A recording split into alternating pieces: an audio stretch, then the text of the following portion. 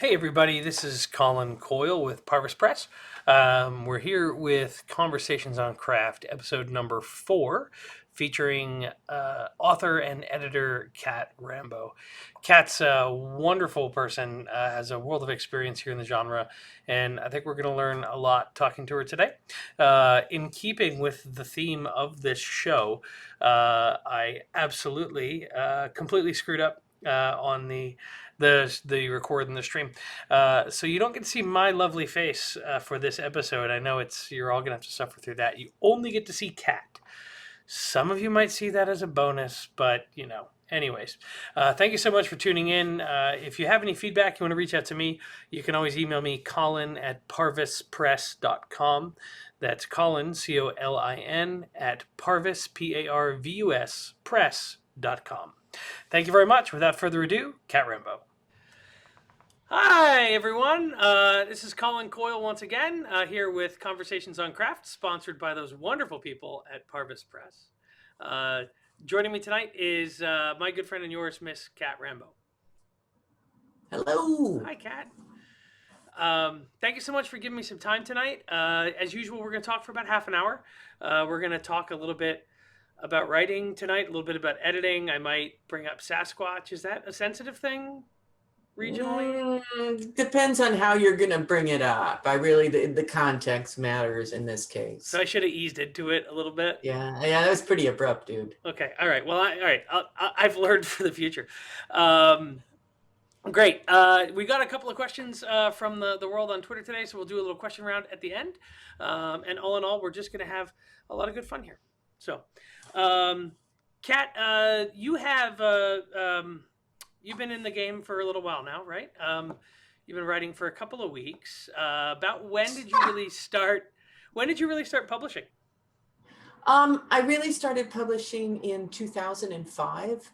I had quit my job at Microsoft and decided to do full-time writing. And I basically that fall, I had been off to Clarion West and started writing stories pretty steadily, and decided I'd better right out of the gate start publishing stuff. So you were at what were you doing at Microsoft before you jumped into the writing world? I was in the exotic world of technical documentation. And not just your Microsoft help files, but the help files for developers. So I was what they call programmer writer. Okay. So I was doing coding and then also talking about the coding for the first .NET team, which will be meaningless to many people. Well, I'm familiar. I've had many a headache with .NET. It was the early days. David Levine, I think, was also a technical writer. So I think is there a lot of people with a technical writing background running around the science fiction space? Yes, I did. There's a number of us, and it's weird because what used to be was that a lot of technical writers actually came out of sort of English programs, and so you graduated with that sort of high-paying English degree, and those of us that were techies went into technical writing because it actually paid pretty well. Nowadays, people actually go to college for it, so I don't know if we're spawning quite as many science fiction writers, but a lot of them. So there's a lot of like conflicting advice for folks that are working kind of like with writing as a day job, right? So you were doing writing as a day job. I'm going to presume that were you publishing at the same time and then you decided to make the jump, or you had to cut the cord? Well, that's a kind of weird story because I was doing creative writing, but it was all going in a different direction, which is that I was working with an online game, a role-playing, a MUD, for those old enough to understand such a reference, but basically a multi-user text-only game. And I was just discussing the Smog engine with some people around the Parvis office the other day. We were Deku based, so yeah. So I did a lot of stuff for the game. I ended up being one of the sort of top tier immortals, but I also started doing a number of texts that sort of occurred within the game. And particularly, I was doing a lot of political folk songs that were kind of going up on the game boards. And sort of world folk tales and a lot of this stuff. And at some point I was like, maybe this should be going in writing.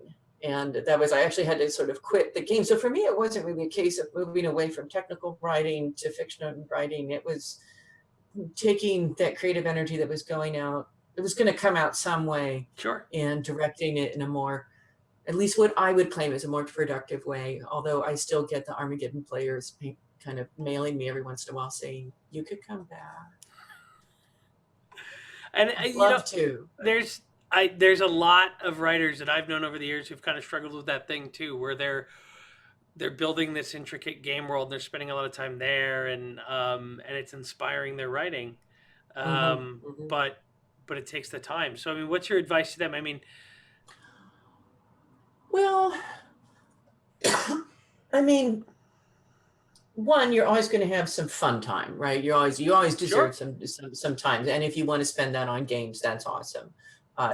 Just don't let it devour your life the way that many of us have seen games do. And I will say, Armageddon, one of the things that we kind of laughed about in a very bad way was that, we had destroyed more marriages and college careers than many other fine institutions. I lost at least one job to EverQuest myself. So I understand. God. Yeah. And you know exactly what I mean. But what I am doing this time is I'm actually, when I put out the new novel, I'm working right now on a game supplement to go with it, and trying to work on a little kind of like generic supplement so people could fit it into a lot of different systems. And that's my way of kind of getting my game on while doing it in a fairly productive way. Cool. That's very good. So you still get to work in the realm and in the space, but it's toward a goal beyond just entertainment, right? Yeah. Good. So why did you start in short fiction when you decided, right, you're going to exit Microsoft and focus on your writing full time? Well, part of it was that I was told that was how one got into Sifla. I was told this by Anne Crispin, who was a fabulous writer in her own right and had been a long time officer of Sifla and volunteer with Sifla. And I was at the Dragon Con writing workshop, and she said to all of us, this is what you do. And she said, you start working on a novel, but at the same time you work on short fiction and you start sending it out. And as soon as you have one story sale, you qualify for an associate membership and you join. And that's, she said, because once you have that membership, you can start networking and you become aware of more anthology calls. And, there's just useful career stuff to be found there. And I was like, okay. And that's what I like, somebody giving me directions, right? I'm like, here are the steps to achieve this. Like, okay, I will do them, right? Right. And Sifla, for any of those who don't know, is the science fiction and fantasy, but only one F, not two Fs. The second F is silent. And invisible. And invisible. Yeah. That's it. I've met the president of the organization, and she can be overbearing and demanding. Aggressive, assertive. Yes. Like loud. Yeah. Powerful, intimidating woman. That's right. I believe her name is Cat Rambo. That's right. Yeah. Oh my God. So Sifla has got, it's one of the reasons that you started writing short fiction, right? Like, was to get into Sifla to improve your career. And now you are the president of the organization. Like, how intrinsic has Sifla been to your whole experience? It's been, well, okay, initially it wasn't. Basically, I kind of like crossed that off my list and was like, okay, now I'm a Sifla member. Now I will go on. And I will say I was writing a lot of short fiction because I love short fiction. And I was reading a lot of short fiction. And then when you read a lot of short fiction, you end up writing more of that. It wasn't until they started getting me to volunteer for stuff. And then, so I was on a few committees and I read on the Nebula jury for short fiction at one point. And then at one point I made the mistake of agreeing to become the head moderator of their discussion boards. because I had moderated the Armageddon game boards Right. and had dealt with very angry people whose character had just died and felt like I could deal with science fiction writers. And that was how they got me, because like basically then I was like, oh, there's stuff that needs to be addressed and projects that need to be cleaned up. And So, if you're a new writer out there, they may not be aware. I mean, to become an associate member, right? What do you have to do? I mean, how many stories do you have to sell now to get there? so you basically, it's one story and you have to have made at least 6 cents a word. And we do kind of look at the market, to make sure that there's nothing weird about it. Sure. If it's not one that's on our sort of already looked at list, that gets one an associate membership. And then you can go up, which is basically sort of almost everything, except I don't think you can vote in the Nebula Awards. You can nominate, but not vote. But to be an active member who votes, you need either 3 stories or a book. And the book can be, it's a $3,000, can be a combination of royalties and advances. And because we allow self-published people, your Amazon statement or whatever. Cool. So if you're a short and fiction writer, you can get in there at the associate level. There is a list of markets on the Sifla website at sfwa.org that will tell you the pre-cleared stuff as well. Right. Yep. And there's a web form. I don't mean it is horribly complicated. I totally confess that, and we are working on it. But we have addressed that to some extent, or at least Kate Baker, our fabulous executive director, has, in that she's created a web form that will walk you through whether or not you're eligible. And I think it addresses most issues. So membership in a professional organization, sure, it's going to help you meet some people, make some connections. Did you connect with any other groups as you were starting, library groups, writers groups, that sort of thing? Oh yeah, I actually started off writing. I came through Clarion West, which is a 6-week workshop here in the Seattle area in the summers, and I kept working with Clarion West as a volunteer, helping in the classroom in the summers, and I taught a couple workshops for them. I still teach for them every once in a while.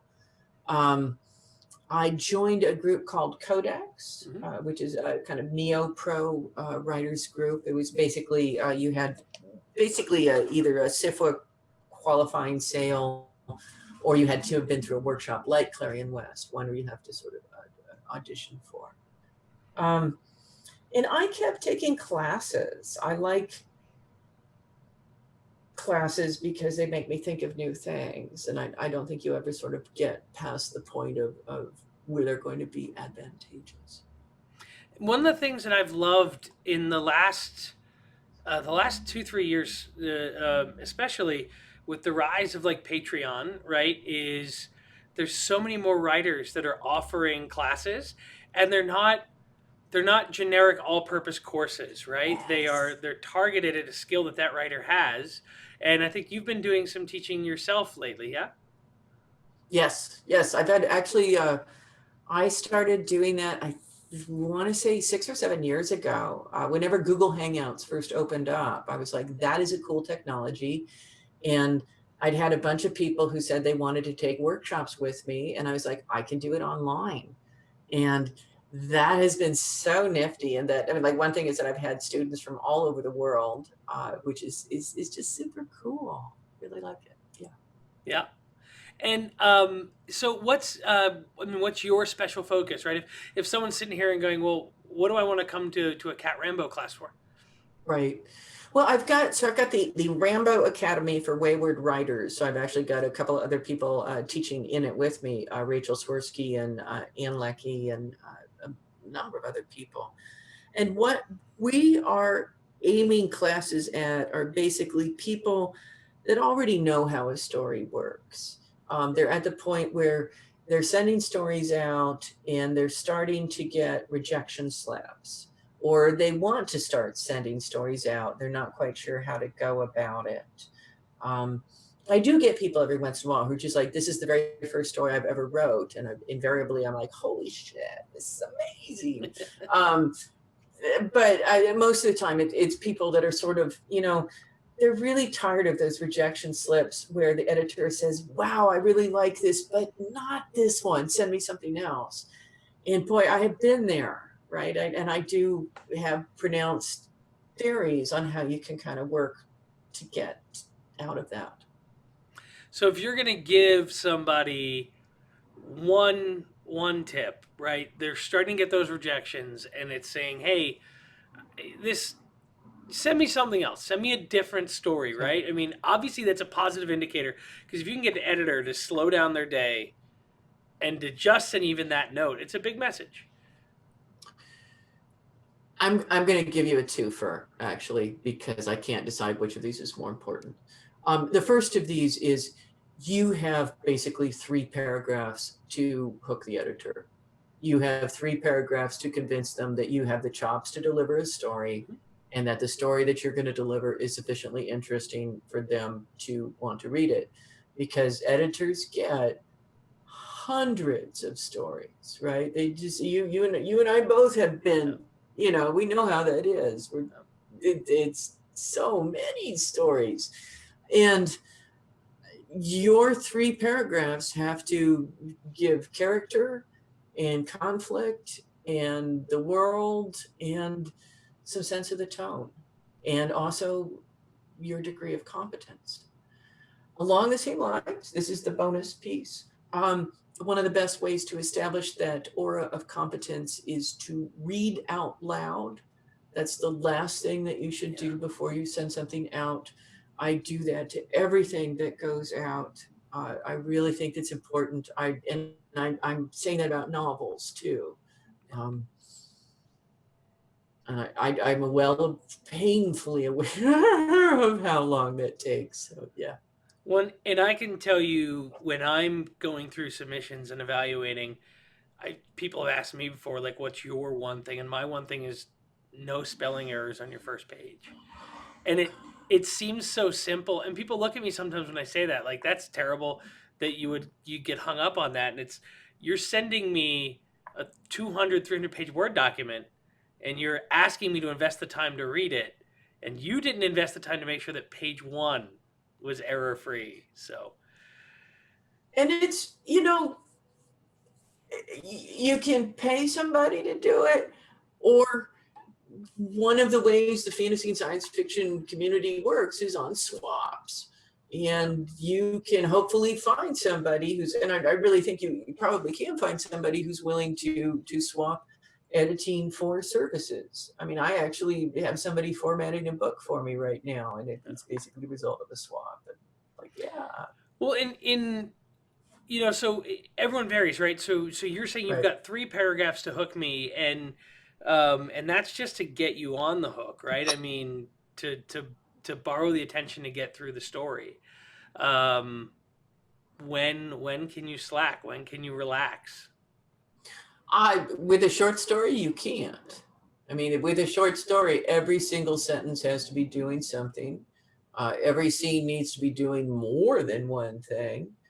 And I mean, in a short story, I mean, like in a novel, you can kind of noodle around. You can be like, here, I'm going to stick in my character's laundry list and make little jokes about, like the state of his collars and that sort of thing. In a short story, you would only do that if that's going to significantly kind of move the plot along and really kind of be important. You can be a bit more indulgent in long fiction. I mean, not that you really should be too indulgent, but short story, you got to be lean and mean. The editorial worlds are different too, and you've done a lot of editorial acquisitions and just straight up editorial work in the world of short fiction, right? Yeah. It's editing is a mystery to a lot of people, right? I think a lot of people understand with a novel, you send it to somebody and they comb through it. They give you it's like a surgeon, right? They give you copious. What's the process for editing of short fiction?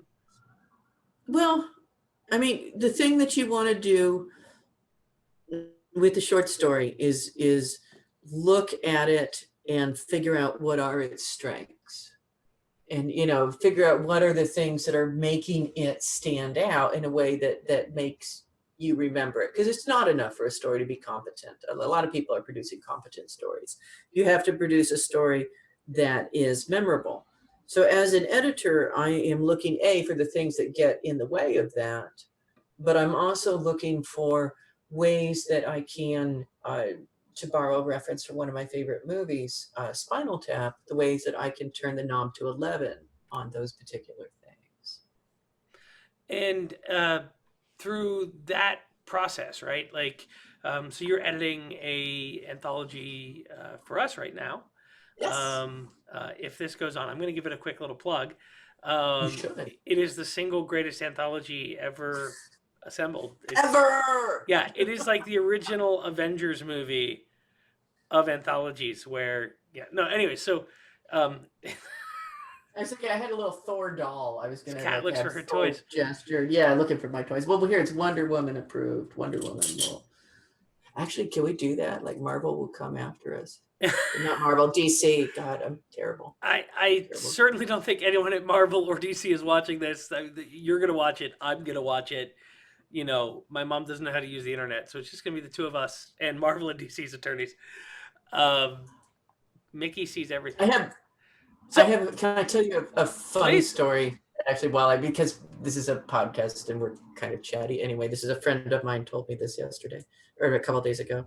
So one of the things that he's making lines on or making money off is a line of sort of urban fantasy that's kind of smutty, right? It's got basically a which sells well. But his mother was like, I want to go read what it is that you're writing. And he was like, how interesting. And he said this was the advantage of Kindle publishing, was that he could yank the manuscript. Okay. And for the period that he knew his mother was likely to buy it, he basically put up this expurgated version. I would have just told her I used the nom de plume of Jim Butcher and let it go. Oh, there you go. Oh, that's smart. I'll tell him that. I'll tell him that's what he should have done. That's fantastic. I love it. So I would jump back to the anthology thing for a second. Sorry, I didn't mean to totally. No, that was a fantastic story. It was fantastic because it was smut and urban fantasy and people's moms.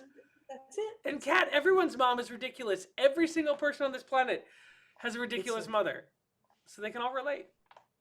So, and they can relate to the stories in our anthology. There you go. Thank you for the segue.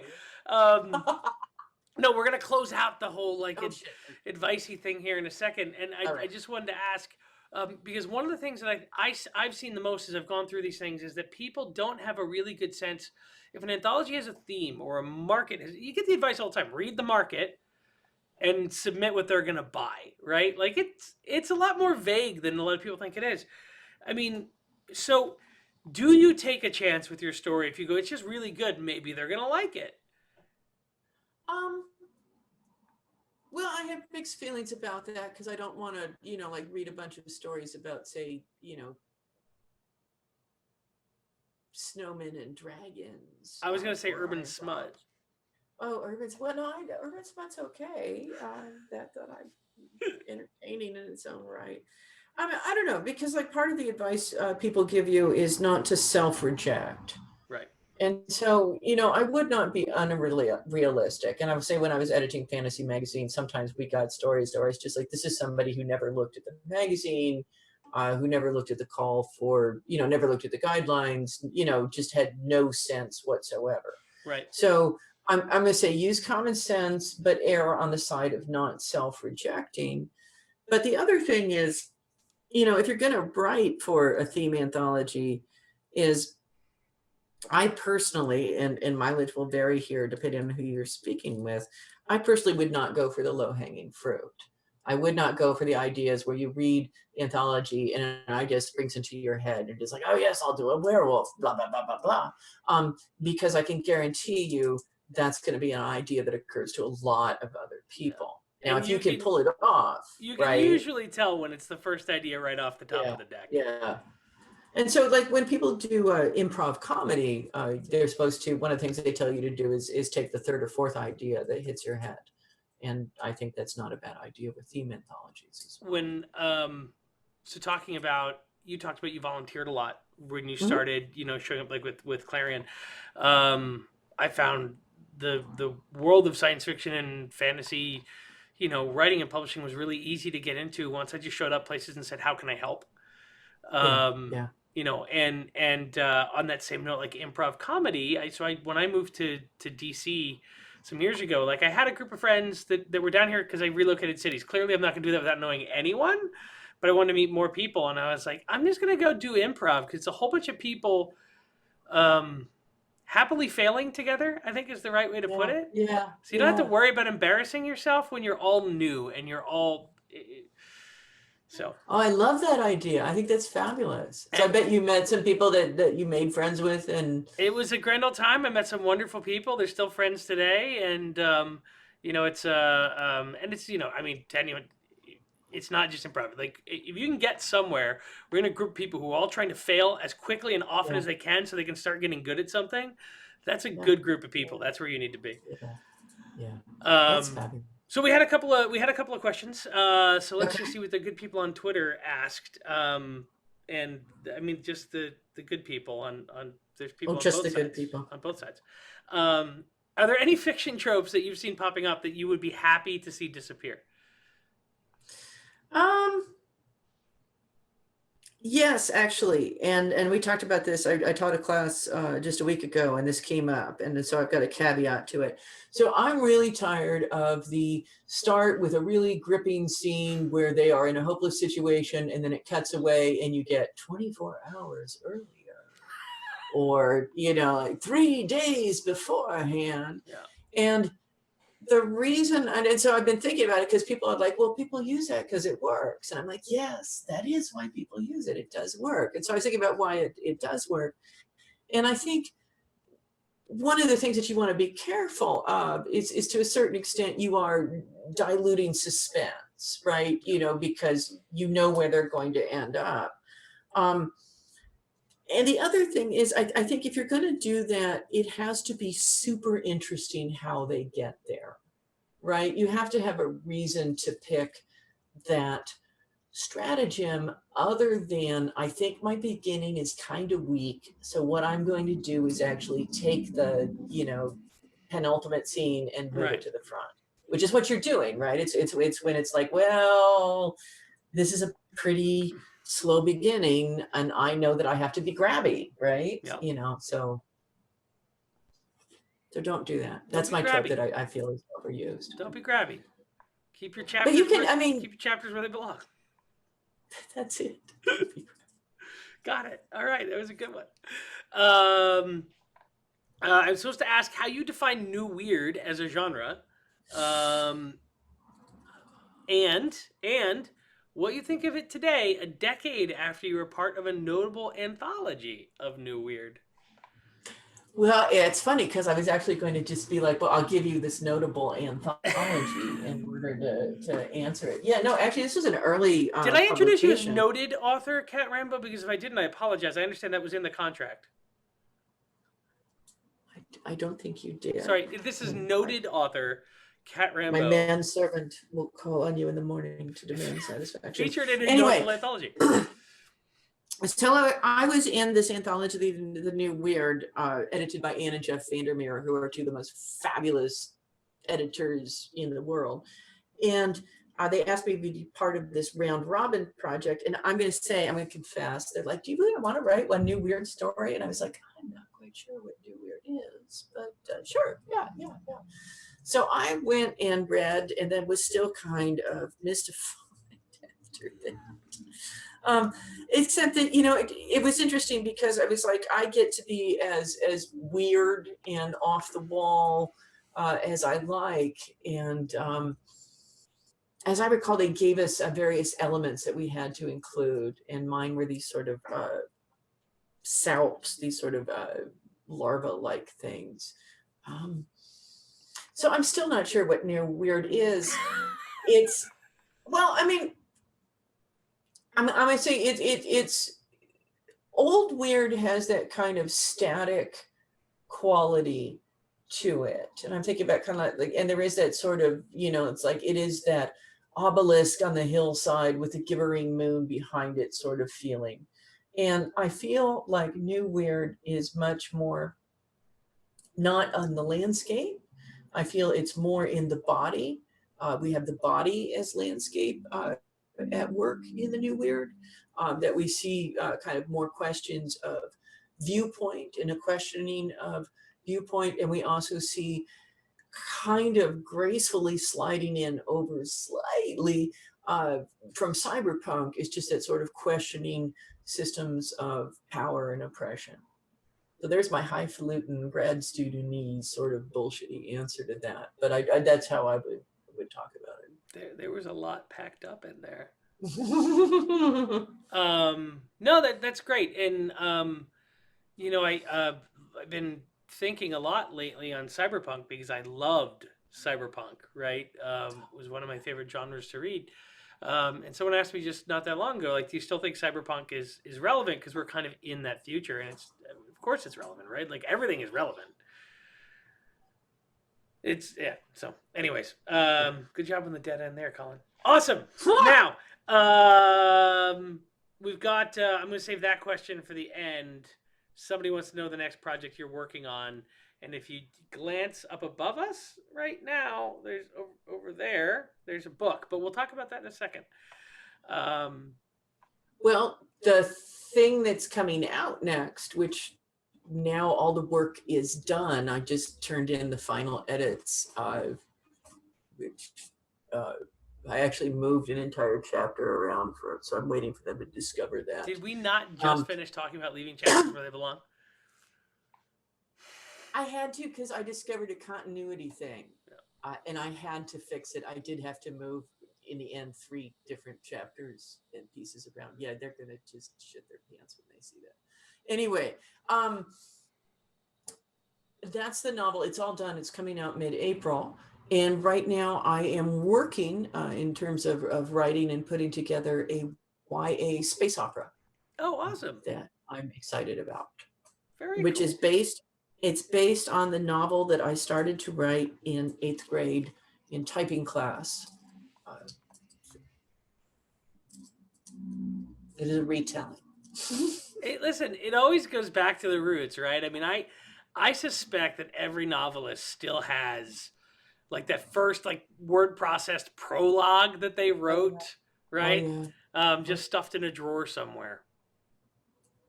So yours is an 8th grade novel from typing class. Well, it's our parents, the parents of myself and 4 friends all decided this would be good for us to enroll us in summer school typing class. You know, it's the sort of thing parents do. They get together and they're like, we'll do it to all the girls. And so my rebellion was to sit at the back of the class and just write stories instead. And so I had this ongoing story called The Five. It was basically the 5 of us in this long sort of space opera going across the universe as is buddies and space pirates and things. I think your little counterculture movement against typing class has worked out okay. Yeah. Right. I'm not a bad. I'm a fast typist. This is a personal question. I know you're a big D&D gamer, right? Mm-hmm. Favorite class, and why is it cleric? No, it's not cleric. Oh, you're so wrong. It's very close to cleric, and I do like clerics, and I like paladins, but I love druids. Yeah. I love druids because druids they're basically clerics that get to run around in the woods and talk to trees and stuff. So they do, but you know, there's a lot of games out there that for a very long time, right? So I was always a healer in D&D because a D&D healer, the druid too, you get to mess shit up. Yes. Right? Yes. It's like you're not just standing around waiting for someone to bleed so you can mash the macro for your heal. It's and you know from EverQuest, like the healers always can find groups, right? If you're running a healer, you're always going to find somebody who's like, but your job was to hit complete heal for 3.5 straight hours. And everyone else was allowed to go take a break, but God forbid the healer was like, can I get a sandwich? And it's like, we gotta all wait. No. Like the DPS can leave, and it's like, we still got a tank and a healer. It'll go slower, but we can still grind. It was terrible. Yeah, this is true. This is true. Yeah. You gotta have a big enough group. All right. So the takeaway from this discussion is take care of your healers. This is there's probably like a whole life lesson there too, right? So yeah. Take care of the people who take care of you. That's right. And I like it. also quit your job and focus on writing. There you go. Okay, cool. All right, life advice from Cat and Colin. Thank you very much. We're going to be back next week with a couch and some oversized coffee cups and some like orange lighting. It's going to be fantastic. All right, Cat, thank you so much. Any parting thoughts that you want to share with the group? It's good to write every day, and it makes it easier to write the next day. Okay. That's Kat, everyone. You can check her out on the web at kittywumpus.net, KITTYWUMPUS. You are at Cat Rambo on the Twitter. And any other social media you want to promote, or is that kind of like the best ways to get you? I actually am on most social media as at Cat Rambo, although you can find me on Instagram if you want photos of my cats and random Seattle pictures as @ SpecFic, SPECFIC. Awesome. I believe Cat had already sewn it up. Kat, thank you so much for your time tonight. We're going to do a thing where we're going to play a little bit of music, and then we're just going to hang out. So goodbye, everyone. Thank you for joining. One of these days, I'll get this all right, okay? So thank you.